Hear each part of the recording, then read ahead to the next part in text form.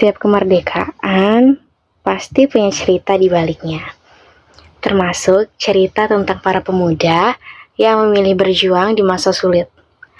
Karena kali ini aku mau cerita tentang perjalanan yang bukan soal masa lalu aja, tapi soal masa lalunya ini penuh dengan makna.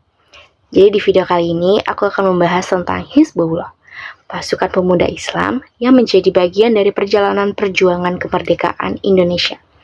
Tapi sebelumnya, kenalin dulu, aku Gia Raiza Rani yang bakal nemenin kalian kayak perjuangan yang selalu butuh teman seperjalanan, iya gak sih? Yuk kita bahas pelan-pelan tentang Hizbullah.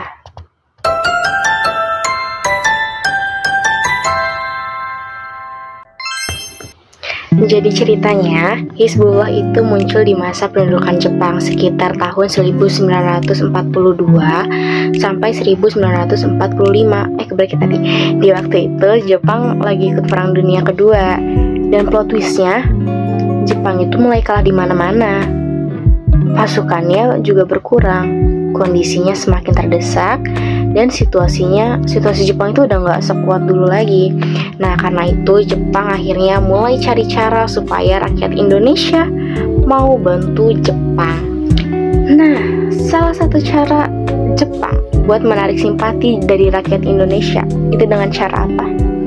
Dengan janji kemerdekaan. Jadi pada tanggal 7 September 1944, Perdana Menteri Jepang, yaitu siapa? Kaiso, ngumumin kalau Indonesia akan diberi kemerdekaan. Walaupun kita sebenarnya tahu janji ini ada kepentingannya, tapi buat rakyat Indonesia waktu itu tuh, ini jadi harapan baru dan bikin semangat perjuangan semakin besar. Selain janji kemerdekaan, Jepang juga punya rencana lain nih. Mereka mau membentuk pasukan cadangan dari rakyat Indonesia, salah satunya dari pemuda Islam. Jumlah itu banyak banget guys, 100 orang, enggak 100 orang, 40.000 orang. Nah, dan itu tuh buat para pemuda dan tokoh Islam. Ini bukan cuma soal bantu Jepang sebenarnya, tapi juga kesempatan buat dapet pelatihan militer. Dan disinilah peran organisasi Islam seperti Masyumi mulai terlihat. Walaupun kelihatannya sih sejalan, tapi padahal tujuan Jepang dan tokoh-tokoh Islam itu beda banget. Gimana tuh? Sejalan, tapi beda tujuannya.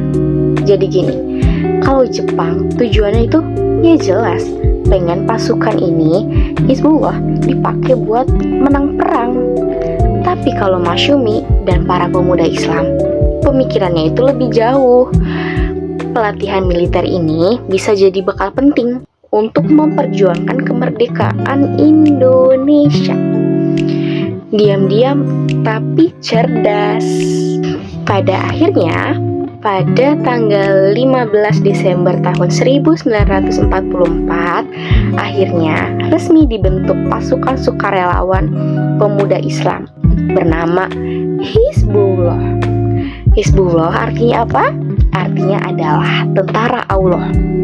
Dan dalam istilah Jepang itu disebut, susah, Kaikyo Seinen Teishintai. Nah, anggotanya itu adalah pemuda-pemuda Islam yang disiplin, berani, dan punya semangat juang yang tinggi. Nah, keberadaan Hizbullah ini menjadi salah satu bukti kalau rakyat Indonesia pintar memanfaatkan situasi penjajahan demi apa? Pastinya demi kemerdekaan Indonesia. Oke, dari kisah Hizbullah kita belajar kalau perjuangan itu gak selalu harus ribut biar kelihatan hebat. Kadang cukup dengan apa? Konsisten, sabar, dan percaya sama tujuan. Sama kayak kamu nih yang masih nontonin video aku sampai akhir, itu juga bentuk perjuangan kecil loh.